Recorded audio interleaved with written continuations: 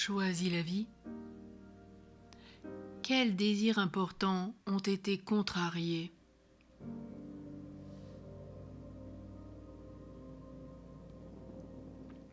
Peut-être que l'éducation que tu as reçue ne valorisait ni les besoins, ni les désirs considérés comme suspects.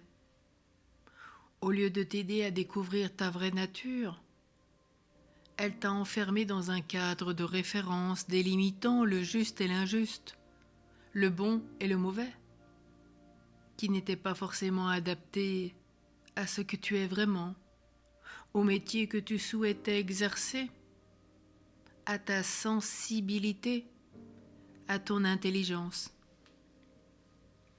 Très tôt, tu as appris à occulter tes désirs, et aujourd'hui tu n'en éprouves peut-être plus.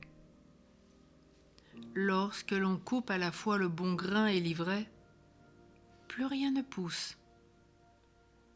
T'arrive-t-il de répéter « À quoi bon? Je n'attends plus rien. Qu'est-ce que la vie va m'apporter ?»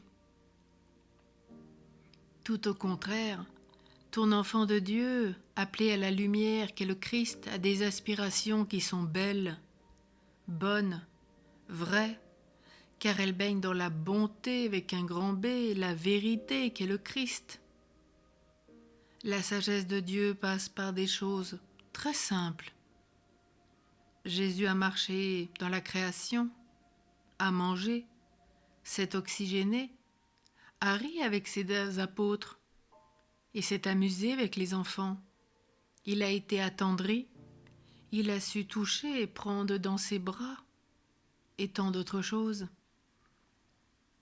Pourtant, toi, tu te refuses tout, et vraisemblablement, on te l'a appris dès ton plus jeune âge.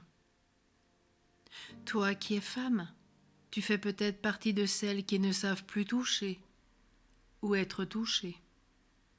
Tu vois la sexualité, mot anormalement dissocié des sentiments, avec suspicion. Tu parles des fois de devoir conjugal au lieu de joie de l'amour. Maintenant, tu as retrouvé ton enfant de lumière, élevé par Dieu, et qui, grâce à tout ce que tu as appris, va croître dans des limites justes. Tu ne rejetteras pas tes désirs. Tu vas simplement les orienter de façon positive, bonne, vraie, ajustée à Dieu. Tu feras le tri. Tu préserveras la spontanéité, le plaisir qui l'amènera à une félicité profonde. Tout ton être aspire à la vie. Il veut la goûter. Il veut la vivre, cette vie en abondance, cette joie. Oui, profite. Aujourd'hui, tes désirs sont sains. Vis-les. Et remercie si tu as eu des parents qui ont su t'amener à vivre dans la joie, le bon, le juste, qui ont su te laisser te déployer, t'ouvrir ton cadre de référence toujours aux réalités du monde et de Dieu, qui ont su faire grandir ta sensibilité, ton intelligence, ta mémoire, ont su te faire croître dans toutes les dimensions de ton être. Et si tes parents, dans leur pauvreté, n'ont pas pu ou n'ont pas su, pardonne, va de l'avant, ne t'arrête pas. Aujourd'hui, avec Dieu, tout commence.